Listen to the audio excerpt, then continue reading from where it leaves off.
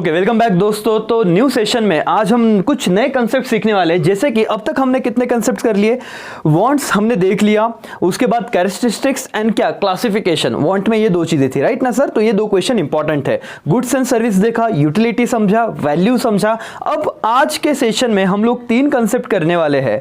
कौन से तीन कंसेप्ट? सबसे पहले वेल्थ देखेंगे, फिर पर्सनल इनकम क्या होता है वो एक कंसेप्ट हम समझेंगे, उसके बाद पर्सनल डिस्पोजेबल इनकम क्या होता है। तो ये तीन कंसेप्ट आज के सेशन का हमारा टारगेट है, राइट सर? पहले चैप्टर का यही एक इंपॉर्टेंस है दोस्तों कि आपको इसमें बहुत नई नई बातें सीखने को मिल रही है इकोनॉमिक्स के। इसीलिए आप पूरा ध्यान दीजिए और चीजों को समझिए। क्या पता कौन से एक पॉइंट पे आपको 5 मार्क का क्वेश्चन आ जाएगा। Right short notes on wealth, तो आपको तब ये वेल्थ का डेफिनेशन समझाते आना चाहिए। चलो अब हम पढ़ना चालू करते हैं। Wealth refers to anything which has market value and can be exchanged for money। तो सर अब ये जो स्मार्टफोन है मेरे पास, क्या मैं इसे वेल्थ कह सकता हूं क्या? डेफिनेशन पढ़िए और समझ के मुझे बताइए सर, क्योंकि अब हम राइट इतने एक्सपर्ट हो गए, अब हम उस मुकाम पे है जो हम पढ़ रहे हैं वो हमारे करियर में बहुत यूजफुल चीज है सर। डेफिनेशन क्या बोलते हैं? एनीथिंग, तो एनीथिंग में मोबाइल ले लो, yes sir. Which has market value, क्या इसका कोई मार्केट वैल्यू है? 15,000, 20,000, 50,000, 60,000, yes sir. And can be exchange for money, और मनी के बदले में एक्सचेंज होता है, तो ये मेरा क्या हो गया? वेल्थ हो गया। ओके, एनीथिंग, कैलकुलेटर आ जाएगा। Okay, which has market value, क्या इसका मार्केट वैल्यू है? And can be exchange for money, money के बदले में एक्सचेंज कर सकता हूं, हाँ, तो ये भी मेरा क्या हो गया? वेल्थ। तो सर क्या आपको पहला लाइन समझा क्या, लर्न हुआ क्या? अब वेल्थ के बारे में लिखते आएगा, wealth refers to anything which has market value and can be exchange for what? Money. Okay, चलो आगे बढ़ते हैं। To be regard as wealth, अगर आपको कोई चीज वेल्थ कहलानी है, a commodity must possess the following characteristics. अगर मुझे इस कमोडिटी को वेल्थ कहलाना है, सो इंटरव्यू में आपको इंटरव्यूअर क्वेश्चन पूछेगा कि इसके पास ऐसे कौन से कैरेक्टरिस्टिक्स होने चाहिए। आप कहोगे सर अभी तो डेफिनेशन पढ़ा ना, anything which has market value and can be exchange what for money, wealth बोल दो। नहीं ना बेटा, ये तो तूने सिर्फ मतलब समझाया। आगे तुझे पूछा कैरेक्टरिस्टिक्स क्या है, तो तूने बताना 4 चीज है। सबसे पहला कैरेक्टरिस्टिक्स क्या होना चाहिए? यूटिलिटी। अब यूटिलिटी क्या है मुझे बताओ तो। अभी अभी हमने अच्छे से पढ़ा था 2 सेशन पहले ही शायद से। Utility means what's? Want satisfying capacity of a commodity. तो मुझे कॉल करना है तो मेरी वांट सेटिस्फाई कर रहा है ना ये फोन, ये इसका क्या है? यूटिलिटी है सर। तो यूटिलिटी होना चाहिए, स्केर्सिटी होना चाहिए, ट्रांसफरेबिलिटी होना चाहिए और एक्सटर्नलिटी होना चाहिए। अब ये यूएसटी राइट, यूएसटी, ये 4 वर्ड है, utility, scarcity, transferability and what? Externality. अब आप बोलोगे सर ये क्या है, तो दिया, उसका एक्सप्लेनेशन भी दिया हुआ है सर। देखो पहले यूटिलिटी को हम एक्सप्लेन करेंगे। 5 मार्क का क्वेश्चन है, तो लिखना कि ये 4 पॉइंट होने चाहिए। कौन सा? यूएसटी, टीई, यू से क्या था? यूटिलिटी। अब पढ़ते हैं। A commodity must have a capacity to satisfy human wants, that is furniture, refrigerator etcetera. आप मोबाइल फोन भी लिख सकते हो। What do you mean by utility? A commodity like a commodity must have the capacity to satisfy human wants। क्या? must have capacity to satisfy what? human want। आप वहां पे mobile लिख दो, फर्नीचर लिख दो, खत्म। ह्यूमन वांट सेटिस्फाई करने का कैपेसिटी उसमें होना चाहिए। यूटिलिटी खत्म हुआ क्या सर? Yes sir. दूसरा है scarcity. A commodity must be scarce in supply in relation to demand if it is to be included in term of wealth. For example क्या दिया है? All economic goods for which price is paid. जो जितने भी economic goods है जिनके लिए paid किया जाता है, राइट, वो कंसेप्ट है स्केर्सिटी। राइट, स्केयर लिमिटेड होना चाहिए ना, कुछ तो लिमिटेशन आता है सप्लाई में in relation to demand. But obvious sir हजारों लोग मांगने वाले, हजारों लोग चाहने वाले, क्या हर कोई इसे खरीद सकता है? अरे आपको जैगवार खरीदनी है, जाओ खरीद लो। सर नहीं ना, डिजायर है, पैसा नहीं है ना खरीदने के लिए। तो सर याद रखो कि डिमांड बहुत होगी लेकिन सप्लाई क्या है उसका, ऐसे भी तो कमी है। यस और नो? तो ऑल इकोनॉमिक गुड्स, तो वो इकोनॉमिक गुड्स हो गया Jaguar, for which price is paid. इतना याद रखना स्केर्सिटी में। भाई और बहनों शांति से हम आगे बढ़ रहे हैं। कौन सा कंसेप्ट चालू किया? वेल्थ। वेल्थ में हमने क्या पढ़ा? यस, मैं 2 पैरा से ये रिवीजन करवाना ही चाहिए ताकि आपको अभी लेक्चर में ही लर्न हो जानी चाहिए बातें। Anything which has what? Market value and can be exchange for money, उसको क्या कहेंगे? वेल्थ। कितने कैरेक्टरिस्टिक्स हो गए? 4। यूएस टी, यू से यूटिलिटी, एस से स्केर्सिटी, टी टी से क्या देखते हैं? ट्रांसफरेबिलिटी। अब पढ़ना स्टार्ट करें, आपको स्क्रीन पे दिख ही रहा है।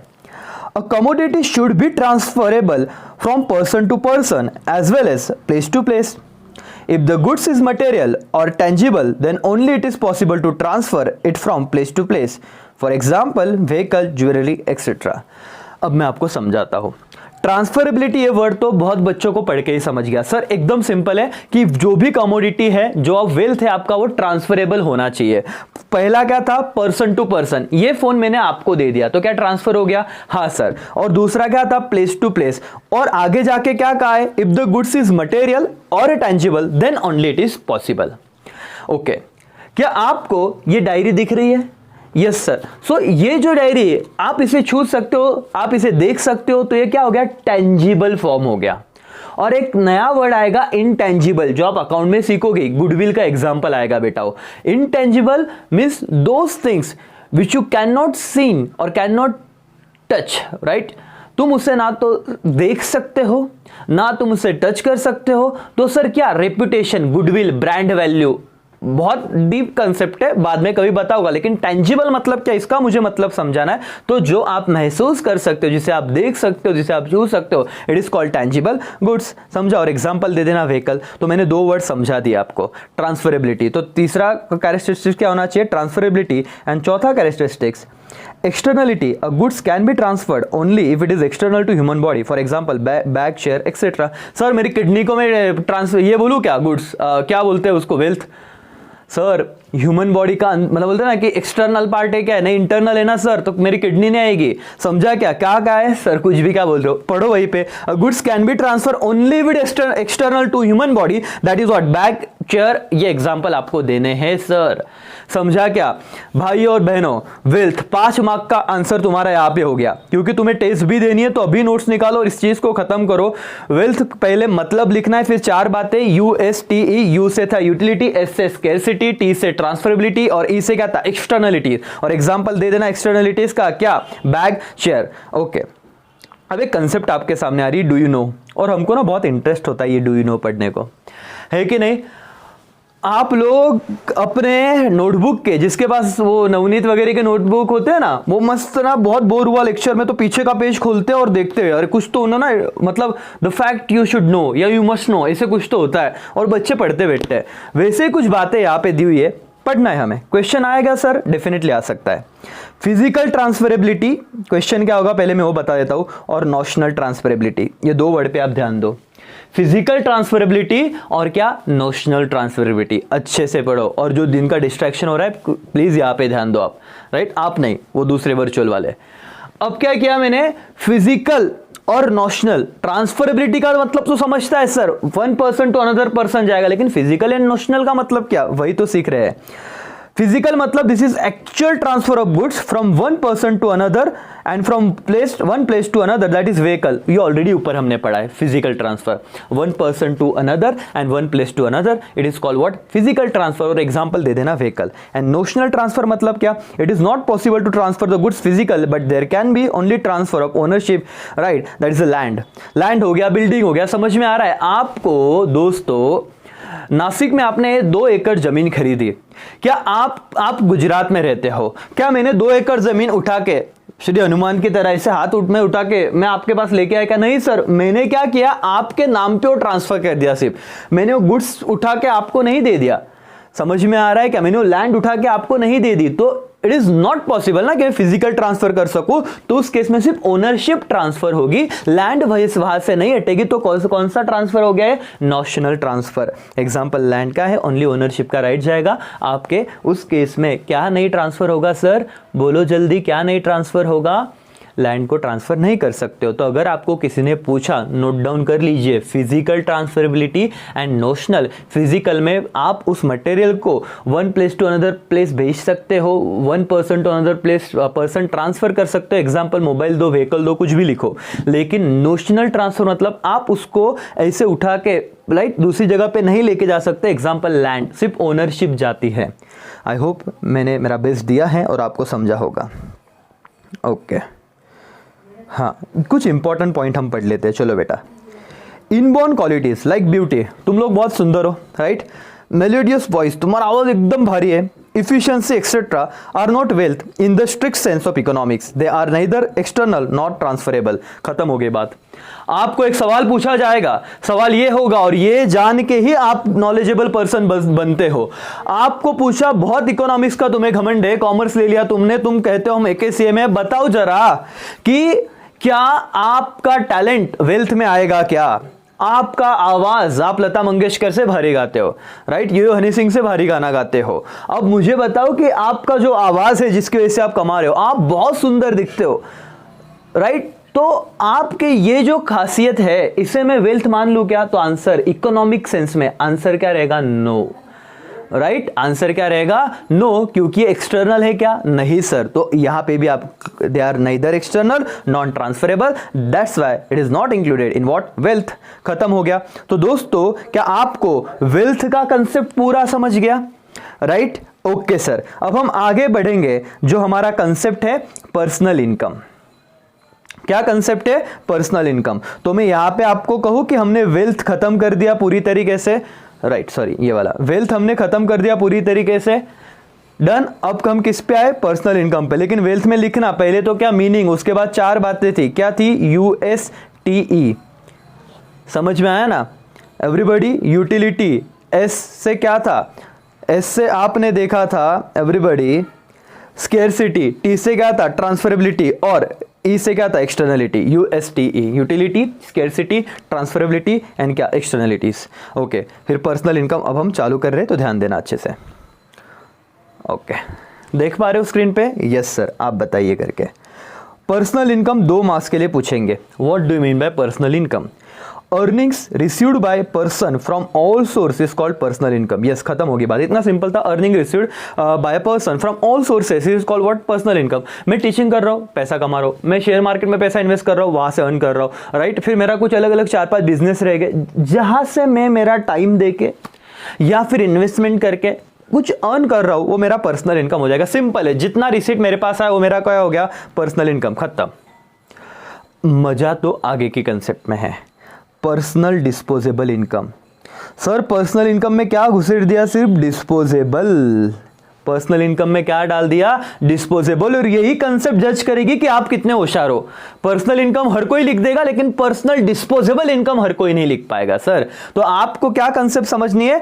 Personal disposable income, it is that part of personal income which is left over after payment of direct tax such as income tax, wealth tax etcetera. अब मैं आपको एग्जाम्पल लिख के बताता हूं और इस चीज को मैं समझाता हूं। पे अटेंशन दोस्तों, स्क्रीन पे ध्यान होना चाहिए आपका। ये है, राइट, ये है जेठालाल। अपने कौन है सर? आप जेठालाल का एग्जांपल लेता, भाई बिजनेसमैन हो, राइट।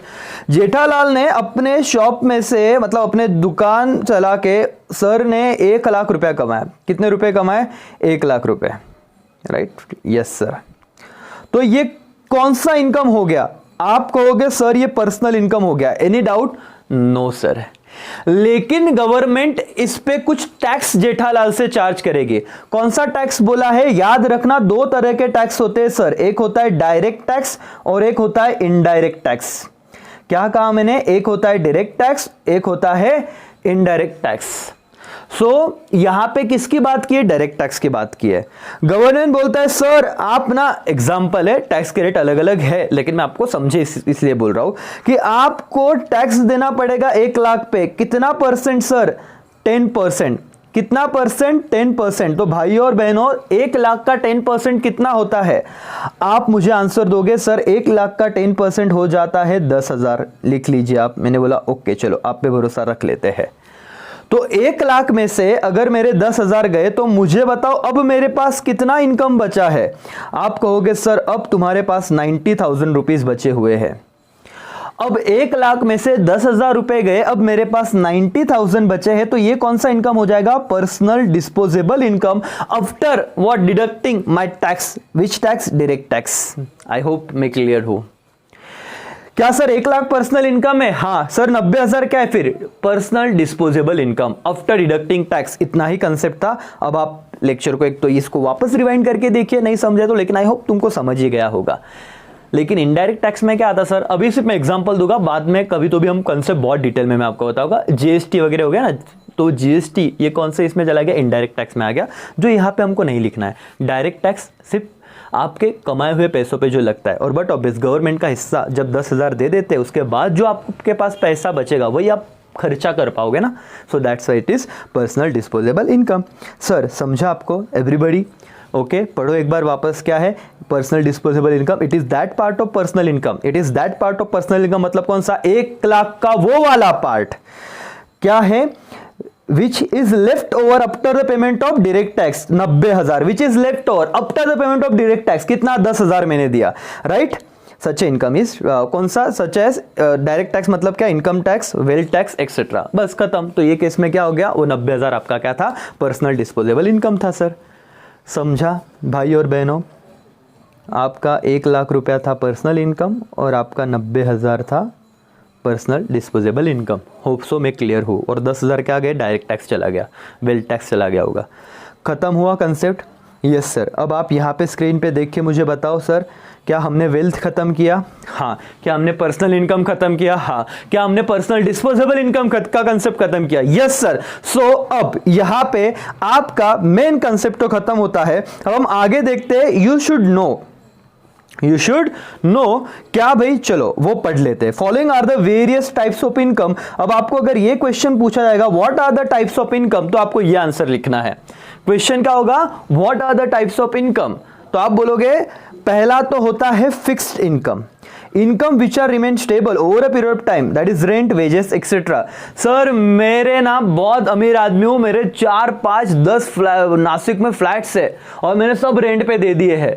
हर फ्लैट से 5,000 रुपया रेंट आता है, 6 फ्लैट है, महीने का कितना कमा रहा हूं मैं, 30,000 घर बैठे कमा रहा हूं। मुझे बताओ दोस्तों, अगर मैं बिजनेसमैन हूं, मैंने आज बिजनेस नहीं किया, तो बिजनेस से आने वाला इनकम कम ज्यादा हो सकता है। मैंने आपको उसी में सिखाया, अगर आपने लेक्चर देखा है तो वहां पे फ्लक्चुएशन है, रिस्क है ना सर, लेकिन रेंट तो आना ही है, बराबर है। एक बार मैंने इन्वेस्टमेंट करके रख दिया, अब जो 5-5 हजार 6 घर से 6 फ्लैट से मुझे आ रहा है, वो मेरा कौन सा इनकम हो गया, फिक्स्ड इनकम। क्या आप क्लियर हो इस कंसेप्ट से? Yes sir. तो एफ से क्या था आपका पहला, fixed income which is remain stable over a period of time. What do you mean bye fluctuating income? Income which is not fixed but keeps on changing. For example, profit, it can be positive, negative और zero. भाइयों और बहनों, अगर मैं business कर रहा हूं, अगर आपने उसी के लेक्चर देखे हैं, तो मैंने आपको कहा था कि बिजनेस में पैसा जो आने का, इनकम जो होता है वो अनसर्टन होता है। मतलब बहुत बार आपने बहुत अच्छा प्रॉफिट कमा लिया, बहुत बार आपने जीरो प्रॉफिट, मतलब 100 रुपए की चीज 100 में बेची, ना तो कुछ कमाया ना तो कुछ गवाया, और आप बहुत बार क्या चले गए, नेगेटिव में चले गए। मतलब क्या सर, 100 की चीज 80 में बेचनी पड़ी, हो सकता है आपका 20 रुपए का लॉस हो जाए। तो what do you mean bye fluctuating income? तो उन्होंने क्या कहा है, income which is not fix. ये तो बहुत फालतू था। What is fluctuating income? Income which is not fixed but keeps on changing. That is what? Fluctuating income. That is profit. For example, profit दिया उन्होंने। लेकिन ये पढ़ के आप सिर्फ एक बार ना 1 मिनट में पढ़ भी लेते हैं, लेकिन ये अंडरस्टैंडिंग आपके पास होना चाहिए, ये समझना आपको आना चाहिए सर। तो समझा फ्लक्चुएटिंग इनकम क्या हो गया? तो अब अगर मैं आपको कहूंगा मैं बिजनेसमैन हूं और मैं प्रॉफिट कमाता हूं, तो फिक्स इनकम है कि फ्लक्चुएटिंग इनकम है? बहुत बच्चे अभी भी सोच रहे हैं, कुछ बच्चों ने आंसर भी कर दिया, बट ऑब्वियस ना सर, प्रॉफिट आया तो फ्लक्चुएटिंग रहेगा, क्योंकि वो जीरो भी हो सकता है, वो पॉजिटिव भी हो सकता है, वो नेगेटिव भी हो सकता है। लास्ट लाइन देखो, तो 2 इनकम मैंने खत्म किए। होप सो फिक्स और फ्लक्चुएटिंग इनकम आपको समझा रहेगा। अब हम आगे जाते हैं, देखते हैं मनी इनकम क्या होता है। It is the income received in actual currency of the country. In other word, it is the income of cash that is 5,000. मतलब क्या सर, आपने मुझे क्या दिया? अब ये फिक्स और फ्लक्चुएशन से हट जाना सर। अब नया कंसेप्ट है मनी इनकम। आप अगर इंडियन करेंसी में मुझे 7,000 रुपए देते हो अपने कोर्स, ऑनलाइन कोर्स का फीस, तो मेरे लिए कौन सा इनकम हो गया? Money income. What do mean by real income? It is the purchasing power of money income, that is commodities purchase out of money income. अरे बाप रे सर, क्या है? It is a purchasing power power of money income that is commodities purchase out of money income.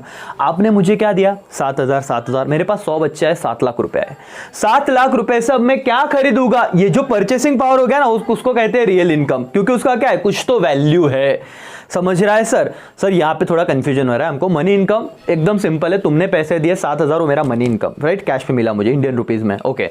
अब इसका value है क्या, right, इसका वैल्यू मतलब अभी क्या होता है, अलग अलग चीजें, परचेसिंग पावर ना, पहले आपने सुना होगा कि तुम्हारे दादाजी को कभी पूछना, उस जमाने में 1 रुपए में वो पूरा किराना भर के लाते थे, घर में ग्रोसरी पूरा भर के लाते थे। अब आज के जमाने में 1 रुपए का कुछ वैल्यू है नहीं सर। बचपन में हमें 1 रुपए, 2 रुपए, 10 रुपए देते थे, बहुत बड़ी बात लगती थी। अब 10 रुपए सर कोई वैल्यू नहीं, तो चेंज हो रहा है ना मनी का value sir, that is real income. What is a contractual, मतलब एग्जांपल दिया मैंने सिर्फ समझने के लिए, ये पॉइंट आपको थोड़ा बाद में मैं डिटेल में करा के दूंगा, डोंट वरी। फिर आप कहोगे contractual income, this income is paid as per the term and condition of the contract that is rent and wages. Sir आपको बता दूं कॉन्ट्रेक्चुअल इनकम क्या होता है। मैंने कहा कि सर आप ना मुझे नोट टाइप करके दो, आप मुझे अगर एक चैप्टर का नोट टाइप करके दोगे, मैं आपको ना 2,000 रुपए दूंगा। 2 चैप्टर करोगे तो 4,000, 4 करोगे तो 8,000। तो क्या क्या, कॉन्ट्रेक्चुअल इनकम, जितना आप करोगे, जितना टर्म्स एंड कंडीशन है, जितना मैंने डिसाइड करके दिया, उतना आपने काम किया, उतना ही इनकम क्या होगा आपका, बढ़ जाएगा। It is called contractual income. Simple है सर। लास्ट देखते second last, residual income, income which is left over after making payment to all factors of production, it is called residual income, that is a profit.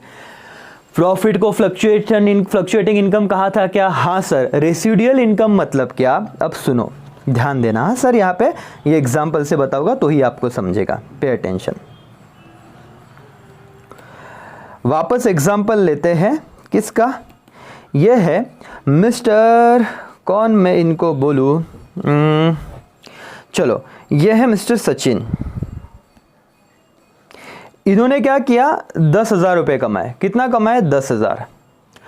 10,000 में से इन्होंने rent दिया कितना? 1,000 रुपए। शांति से बेटा, मुझे आंसर चाहिए बाद में। वेजेस दिए लेबर को, उनके पास जो काम को थे ना लोग, उनको वेजेस पेड किए। कितना? 1,000 रुपए के वेजेस दिए उन्होंने। देन आफ्टर भाइयों और बहनों, उनको ना इंटरेस्ट, ब्याज भी देना पड़ा जो उन्होंने पैसे लिए थे, और इंटरेस्ट था करीब 3,000 रुपया। अब मुझे बताओ, ये अमाउंट 10,000 उनके पास जो पैसे आए थे, ग्रॉस मतलब क्या, जो उनके पास इकट्ठा जो पैसे आ गए, इसमें से भी कोई भी खर्चा माइनस नहीं किया है। 1,000 रेंट दे दिया, 1,000 वेजेस दे दिए, 3,000 का इंटरेस्ट दे दिया। अब मुझे बताओ कितने पैसे बच गए उनके पास? आप कहोगे सर सिंपल बात है, 10,000 में से इन तीनों का टोटल किया तो वो आता है 5,000 रुपये। कैसे 5,000 आया? 1,000 प्लस 3,000, तो कितने पैसे बच जाते हैं अब मेरे पास, मेरे जो खुद के, अब मुझे किसी को नहीं देना, वो 5,000। कितने पैसे बच जाते हैं सर? 5,000 रुपये बच जाते हैं। तो ये मेरा कौन सा इनकम हो गया सर? Residual income. कौन सा इनकम हो गया? Residual income after deducting all expenditure, और मैं इसे प्रॉफिट भी कह सकता हूँ। भाई और बहनों समझना वापस एक बार, income which is left over after making payment to all factors. अब फैक्टर्स का मैं बताता हूँ। फैक्टर्स ऑफ प्रोडक्शन 4 रहते हैं। कितने रहते हैं? 4।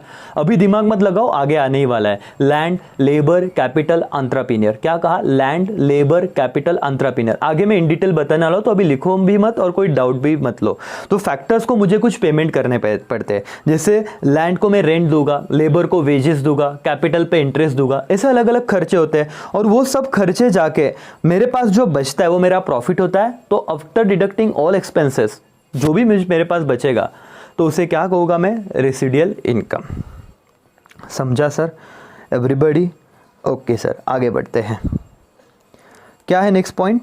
Okay, earned income and unearned income. Okay, पहले अर्न इनकम देखते हैं। Income obtain after participating in productive activity, right, rent, wages, interest and profit. इसको क्या कहते हैं हम? अर्नड इनकम कहते हैं, कि मैंने खुद उस प्रोसेस में पार्टिसिपेट किया है। मैंने मेरी लैंड रेंट पे दिया तो उससे मैंने अर्न किया है, तो इट इज अर्नड इनकम। मैं दिन रात वहां पे काम किया तब जाके वेजेस मैंने कमाए, तो इट्स क्या हो गया, earned income. And what is earned income? Income received from all source without including any productive activity, windfall gain and lottery prize. एकदम सिंपल है सर, मैं एक 5 रुपए का लॉटरी का टिकट खरीदता हूं और मेरे को 50 करोड़ का जैकपॉट लग जाता है। अब जो 50 करोड़, मैं कुछ काम करने गया कह रहे नहीं, वाइनफॉल गेन, अचानक से मेरी किस्मत बदल गई, मुझे अचानक से बहुत बड़ा फायदा हो गया सर, मैं रातों रात अमीर हो गया।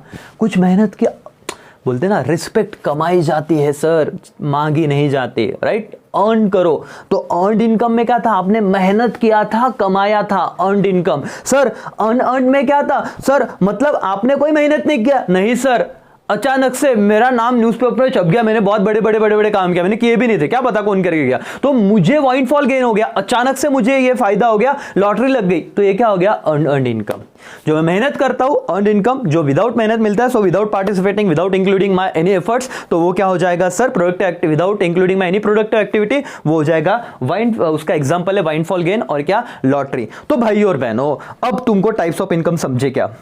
सर बहुत कुछ तो नहीं, मतलब 100% नहीं कह सकता, लेकिन हमको ना ये लर्न करने पड़ेंगे। कितने पहले तो गिन लो, 1 2 3 4 5 6 7 8 है टाइप्स। तो पहले इसका मैं मेमोरी टेक्निक बना के देता हूं बहुत सही से। और आप अगर मेरे को फर्स्ट टाइम देख रहे हो ना दोस्तों, पिछले 8 साल से क्लास ले रहा हूं, लास्ट 12th बोर्ड की बात कर रहा हूं मैं, 12th बोर्ड में लास्ट के सिर्फ 20 दिन में मैं अकाउंट इको OCSP, मतलब स्पेसिफिकली इको OCSP, ये अगर मैं लेता हूं ना, बच्चों को 85-90 मार्क्स तो एवरेज होते हैं, और वो स्टूडेंट जिन्होंने क्लास नहीं किए बस उसी वक्त पढ़ रहे हैं। तो जस्ट इमेजिन, आप तो मेरे साथ पूरे साल भर हो, ऐसे कुछ मेमोरी टेक्निक दूंगा कहीं सब लर्न करा के दूंगा, लेकिन अब हम कंसेप्ट पे फोकस कर रहे हैं इसलिए। सो टाइप्स, फिक्स इनकम देखा, फ्लक्चुएटिंग देखा, मनी इनकम देखा, real income, contractual, residual, earned income, earned income, तो ये खत्म हो जाएगा। सो भाइयों और बहनों, ये लेक्चर अब हम यहां पे क्या करते हैं, खत्म करते हैं। होप्स तो आपको सब समझा होगा। तो आज के लेक्चर में हमने क्या किया, लास्ट टाइम बता के मैं ये लेक्चर को एंड करता हूं, और फिर हम नेक्स्ट लेक्चर में मिलेंगे। क्या देखा हमने, सबसे पहले वेल्थ देखा, वेल्थ समझा। वेल्थ में USTC, यूटिलिटी था, फिर स्केर्सिटी था, ट्रांसफरेबिलिटी था और एक्सटर्नलिटी था, राइट? पर्सनल इनकम देखा, पर्सनल डिस्पोजेबल इनकम देखा, ये एक अच्छा कंसेप्ट था जिसमें जेठालाल का एग्जांपल दिया। और फिर टाइप्स ऑफ इनकम देखे जिसमें 8 टाइप्स के इनकम थे। सो यहाँ पे हमारा ये session I think so 4th या 5th सेशन है ना, राइट ना अपना, yes I think so 5th part है। दोस्तों अपने जितने भी फ्रेंड्स हैं ना उनको ये लेक्चर भेजिए, राइट? इतना आप मतलब आप क्या कर सकते हो, तो जो भी आपके फ्रेंड है जिनको ये नहीं पता अब तक कि भाई ऐसे भी पढ़ाया जाता है, ऐसे भी करके हमारा कंसेप्ट, या इतने डिटेल में इतनी मेहनत करके आप लोग, मतलब आप पे इतना मेहनत लिया जा रहा है, उनको समझना चाहिए, राइट? बाकी तो हम तो जुड़े ही है, हमारा फायदा तो हो ही रहा है, ठीक है? So thank you so much once again, take care, bye bye, Jai Hind, जय भारत।